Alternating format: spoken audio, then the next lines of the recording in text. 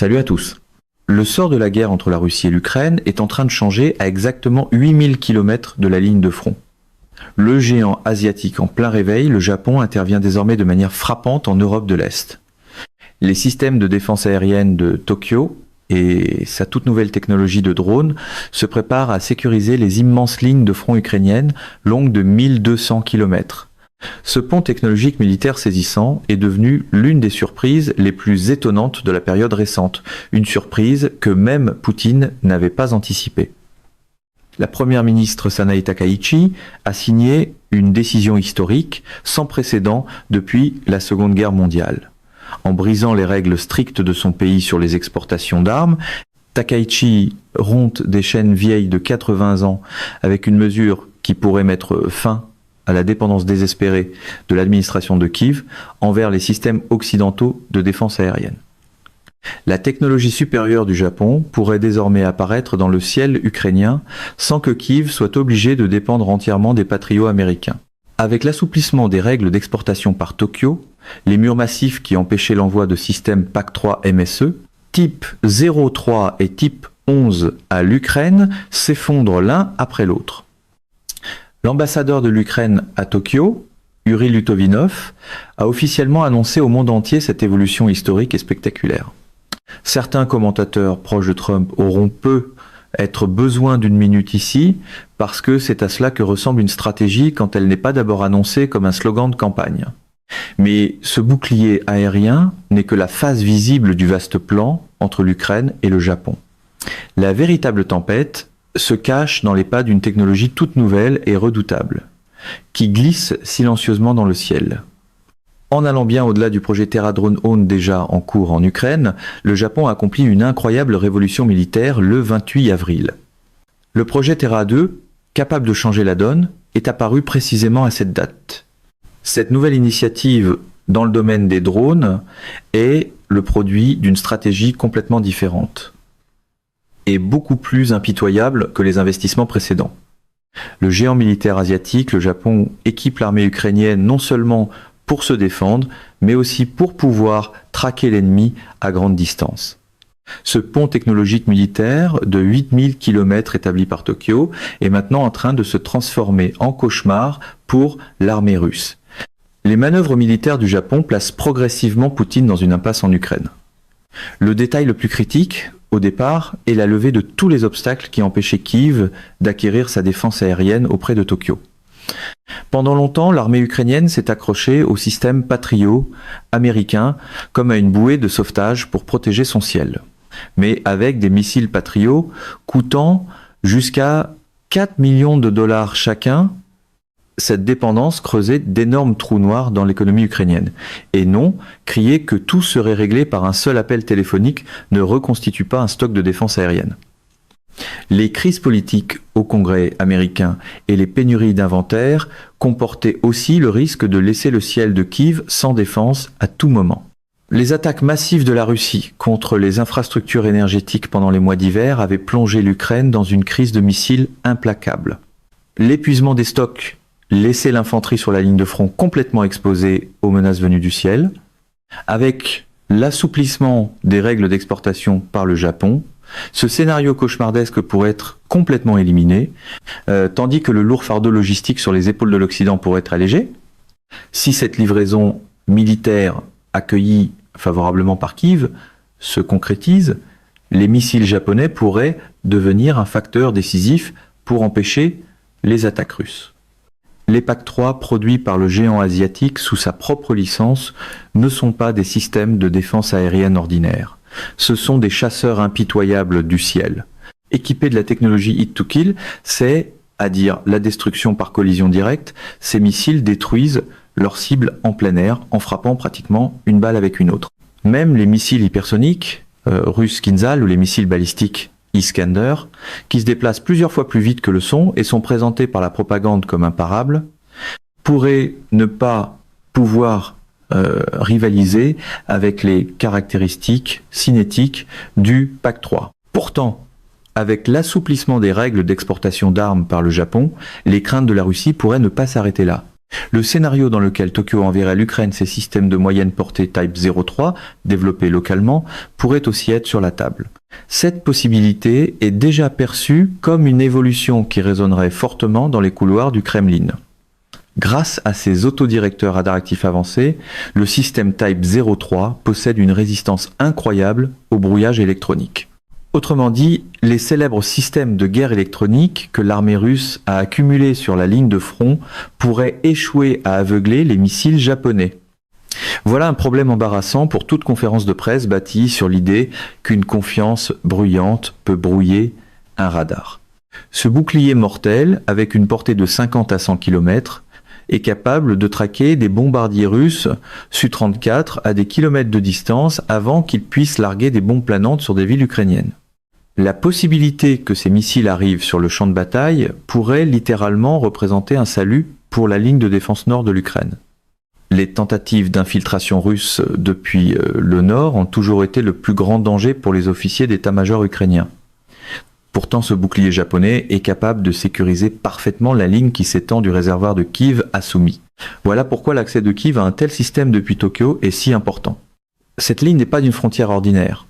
C'est l'artère la plus critique menant au cœur de l'Ukraine. Pourtant, ce mur physique, massif, impénétrable par voie terrestre, reste toujours vulnérable depuis les airs. Les soldats ukrainiens dans les tranchées de béton pourraient maintenant regarder le ciel non pas avec peur, mais avec la confiance offerte par les missiles japonais.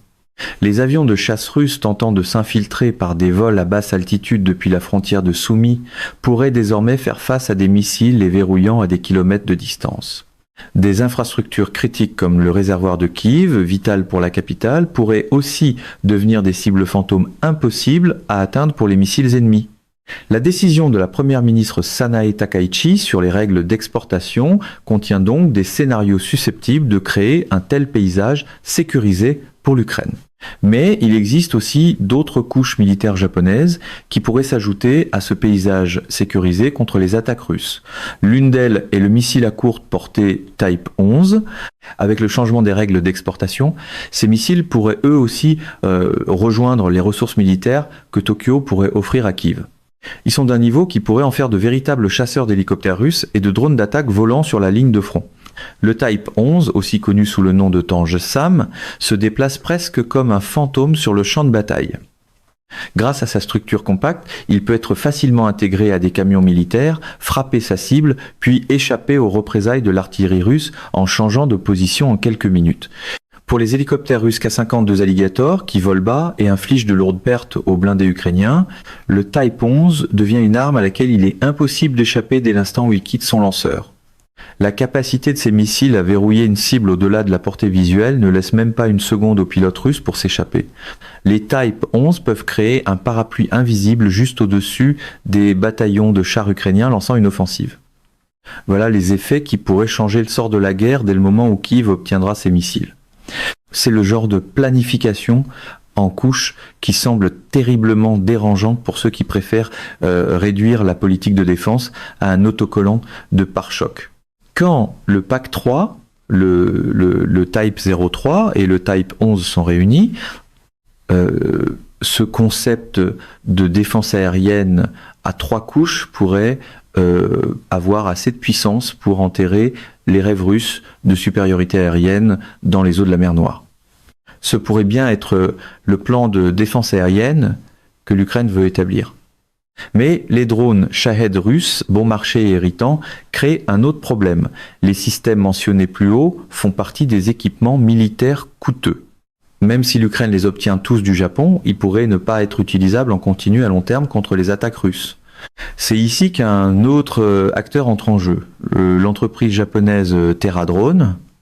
La Russie lance des drones kamikazes Shahed de fabrication iranienne qui ne coûtent que 20 000 à 30 000 $ chacun en essaim au-dessus des villes pendant la nuit. L'Ukraine, de son côté, a jusqu'à maintenant dû dépenser des missiles valant des millions de dollars pour abattre ces cibles lentes et bon marché. C'était exactement ce que voulait Poutine, l'usure économique. La manière la plus simple de vider les caisses d'une armée est de la forcer à utiliser des armes coûteuses contre des cibles bon marché. Cependant, le nouveau projet Terra 2, annoncé le 28 avril, est devenu l'un des véritables points de rupture de cette guerre. Dans la version télévisée à la Trump, on appellerait probablement cela une mauvaise entente. Dans la vraie guerre, ce n'est que de l'arithmétique. Ce détail, annoncé ces derniers jours, a révélé le nouvel acteur du projet Terra, son drone à longue portée. Ces puissants appareils à voilure fixe ont été conçus non seulement pour intercepter les attaques entrantes, mais aussi pour tendre une embuscade dans le ciel pendant des heures. Grâce à leur capacité de vol longue distance, les Terra A2 sont capables de s'infiltrer à des kilomètres de profondeur à l'intérieur de la frontière russe et de frapper les drones ennemis à leur base pendant qu'ils se préparent au décollage, avant même qu'ils prennent l'air. Cela signifie que l'Ukraine ne serait plus seulement le camp qui se défend et encaisse les coups. Elle deviendrait le camp qui porte le coup le plus dur au moment où l'adversaire est à son plus faible. Le Terra A2, à voilure fixe, dépasse la défense et se transforme en pure machine d'attaque. Alors que des soldats russes se préparent à lancer des drones Shahed dans une forêt qu'ils croient sûre, à des kilomètres derrière la frontière, un Terra A2 glissant silencieusement dans le ciel, juste sous les nuages, les aura déjà détectés. L'intelligence artificielle japonaise calcule instantanément les coordonnées de la plateforme de lancement.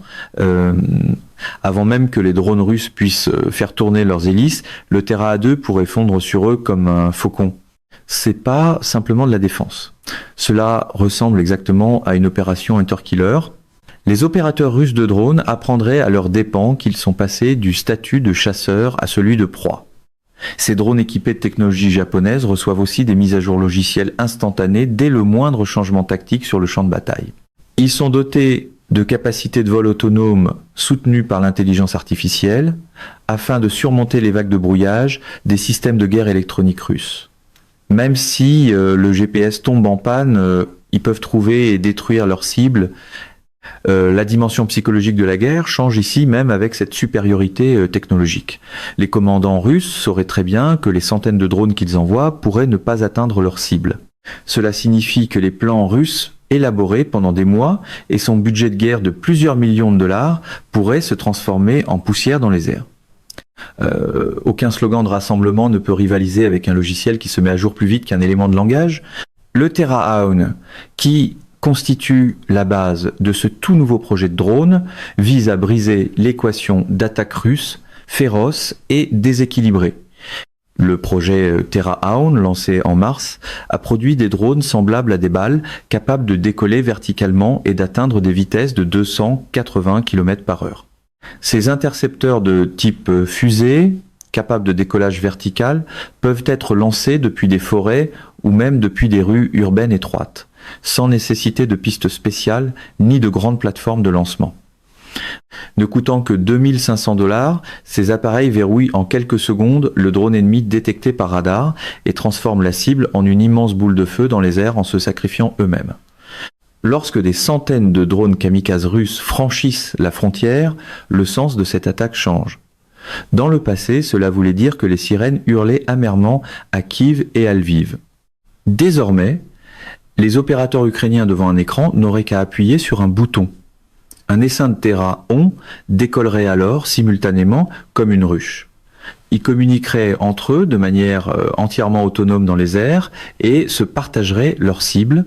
Il n'y aurait pas de place pour l'erreur humaine, aucun délai et aucune panique. Les drones russes trouveraient face à eux des machines beaucoup plus rapides, plus intelligentes et plus impitoyables qu'eux. Ces systèmes protégeraient aussi non seulement les villes, mais également les armes occidentales les plus critiques sur la ligne de front. C'est difficile à transformer en remède miracle de plateau télé, parce que le miracle ici relève de l'ingénierie, pas du volume sonore.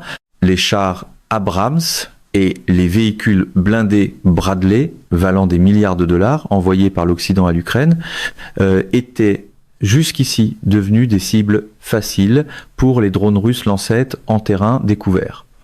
Quelques milliers de Lancet pourraient transformer un char Abrams d'1 million de $ en ferraille en quelques secondes. Alors que les blindés lourds avançaient dans la boue, le ciel au-dessus d'eux était entièrement à risque. C'est exactement là que les intercepteurs Terra A1 interviennent en construisant un dôme d'acier invisible au-dessus des chars occidentaux. Ces drones japonais de type fusée sont tirés depuis des lanceurs mobiles se déplaçant juste à côté d'un bataillon de chars. Dès qu'un drone kamikaze russe plonge vers un Abrams, le Terra A1 peut décoller en quelques secondes et pulvériser la menace en plein vol. La technologie japonaise protège donc le blindé le plus lourd des États-Unis contre l'arme la plus insidieuse de la Russie. Le paysage dans l'espace aérien ukrainien devient encore plus clair. Avec le Terra A1 à courte portée et le Terra A2 à longue portée, le ciel ukrainien est en train d'être tissé en un réseau impeccable et impénétrable géré par l'intelligence artificielle. Grâce à ces systèmes, l'Ukraine pourrait neutraliser les drones kamikazes russes en quelques secondes sans dépenser ses précieux missiles. La stratégie russe de guerre d'usure à Bakou est condamnée à s'effondrer sur elle-même avec cette avancée technologique du Japon. Autrement dit, les plans de production de Poutine élaborés pendant des mois pourraient être jetés à la poubelle par quelques lignes de code d'intelligence artificielle écrites par un ingénieur à Tokyo. Quand tous ces systèmes arriveront sur la ligne de front à pleine capacité, les offensives aériennes russes pourraient se solder par une profonde frustration. L'armée ukrainienne serait capable de mener ses attaques beaucoup plus durement et avec moins de pertes grâce à cet énorme multiplicateur de force fourni par le Japon. Le Japon, l'un des plus grands géants technologiques d'Asie, ne donne pas tout cela à l'Ukraine pour rien. Tokyo ne fait pas que livrer des armes à Kiev dans ce processus. Il recueille des secrets militaires inestimables directement au centre de la guerre. C'est généralement la partie absente des simplifications pro-Trump. Les alliances ne sont pas des boîtes de charité, ce sont des machines de renseignement avec des factures attachées. L'administration Takaichi sait très bien que ce qui se passe aujourd'hui en Ukraine pourrait se produire demain en Asie de l'Est. Le Japon, qui se trouve nez à nez avec la menace de la Chine et de la Corée du Nord dans le Pacifique, apprend directement de Kiev les leçons les plus dures de la guerre moderne. Les scénarios d'invasion de Taïwan par la Chine et la possibilité que son immense marine assiège les îles constituent la menace numéro 1 qui empêche Tokyo de dormir. En calculant comment stopper la puissance navale de Beijing, forte de milliers de navires, le Japon veut adapter à la lettre à sa propre situation l'épopée que l'Ukraine a écrite en mer Noire. L'armée ukrainienne a prouvé au monde entier comment elle avait brisé l'immense flotte russe de la mer Noire et piégé ses navires dans les ports avec des drones kamikazes de surface qu'elle avait produits sans même posséder un seul navire de guerre. Les officiers d'état-major japonais analysent seconde par seconde cette guerre navale asymétrique en mer Noire. Ils notent comment un essaim de bateaux chargé de seulement quelques centaines de milliers de dollars d'explosifs a envoyé au fond de la mer Noire des croiseurs lance-missiles russes valant des milliards de dollars. En mettant la main sur la clé de la technologie miraculeuse des drones navals ukrainiens, le Japon vise à construire une armée de surface sans équipage composé de milliers de véhicules pour sa propre défense insulaire. Au lieu de navires de guerre massifs et lourds, faciles à cibler, des véhicules navals autonomes à faible signature radar, attaquant en essaim, patrouilleraient désormais les eaux du Pacifique. Pendant que les drones navals ukrainiens transforment la mer Noire en enfer pour la marine russe, le Japon prévoit de déplacer cette technologie vers des eaux beaucoup plus chaudes, vers des détroits stratégiques, le détroit d'Ormuz et le détroit de Taïwan, artères vitales de l'énergie et du commerce mondiaux, pourraient désormais être protégés par ces véhicules navals japonais sans équipage de nouvelle génération. Les scénarios de l'administration de Beijing visant à bloquer le détroit de Taïwan pourraient devenir instantanément inefficaces face à cet essaim naval autonome parce que le Japon devient l'acteur le plus critique de la ligne de défense du Pacifique où l'Australie patrouille avec des sous-marins nucléaires et où des systèmes autonomes soutenus par l'intelligence artificielle sont en train d'être construits. L'énorme initiative réplicateur du Pentagone, soit le plan visant à déployer des milliers de drones autonomes, est directement façonné par cette expérience de guerre que le Japon a copiée de l'Ukraine. Pendant que les avions de patrouille australiens et les sous-marins nucléaires mortels tiennent le domaine sous-marin, les drones navals japonais construiraient un mur infranchissable et impénétrable à la surface. Les lignes d'approvisionnement énergétique de la Chine et ses rêves de route maritime de la soie pourraient se fracasser contre ce mur japonais autonome. C'est un peu plus difficile à faire entrer dans un discours du type « payer moins, gagner plus », mais la réalité a toujours été impolie envers les slogans simples. Les contre-mesures de guerre électroniques, développées par l'Ukraine sur les lignes de front contre les unités russes Spetsnaz, les attaques intenses de brouillage et les cybermenaces façonnent aussi la doctrine militaire japonaise d'après 2026. Avec chaque nouveau radar et chaque pièce de drone qu'elle envoie à l'Ukraine, l'administration de Tokyo teste en réalité la performance de ses propres armes dans une vraie guerre, recueillir des données seconde par seconde sur ces systèmes face à une armée présentée comme l'une des plus grandes puissances militaires du monde, comme la Russie, constitue un avantage qu'aucun exercice militaire ni aucune simulation informatique ne peut offrir. Le nouveau budget de défense japonais de plusieurs milliards de dollars est dépensé entièrement en fonction de ces données réelles écrites dans le sang provenant des tranchées ukrainiennes. Mais le Japon ne se contente pas seulement du transfert de technologies militaires et de tactiques en vue d'une possible guerre dans le Pacifique. La rupture des lignes d'approvisionnement énergétique et industriel est la plus grande menace existentielle pour Tokyo. Une crise militaire imminente, particulièrement dans le détroit de Taïwan, pourrait instantanément couper les artères vitales du Japon ouvertes sur le monde extérieur. Un blocus de la région par la marine chinoise signifierait que le Japon serait plongé dans l'obscurité.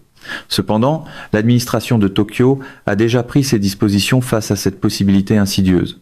Les immenses réserves stratégiques de 64 millions de tonnes que le Japon a accumulées et conservées pendant des années entrent en jeu comme une arme vitale précisément à ce moment. Cette réserve est considérée comme le plus grand coup d'échec et mat que le Japon pourrait poser sur la table en cas de blocus chinois ou de crise dans le Pacifique. Ayant tiré des leçons très amères des frappes de missiles russes contre les infrastructures énergétiques ukrainiennes et de la manière dont le pays a été plongé dans l'obscurité, le géant asiatique tente de protéger solidement sa propre industrie et son armée grâce à cette ressource. Les guerres modernes ne se gagnent pas seulement avec des missiles et des drones, mais aussi avec l'endurance logistique et les lignes énergétiques. Cet accord de transfert d'équipements de défense et de technologie entre les deux pays est bien plus qu'un simple commerce d'armes. C'est une immense alliance d'acier établie entre l'Europe de l'Est et le Pacifique, construite contre la Russie et ses alliés asiatiques. C'est la partie que les scripts les plus bruyants de l'America First sautent souvent. Les lignes d'approvisionnement ne saluent pas les slogans. L'Ukraine a besoin de la technologie japonaise pour survivre et écraser son ennemi. Le Japon a besoin de l'expérience sanglante de l'Ukraine pour se préparer à de futures guerres de vie ou de mort.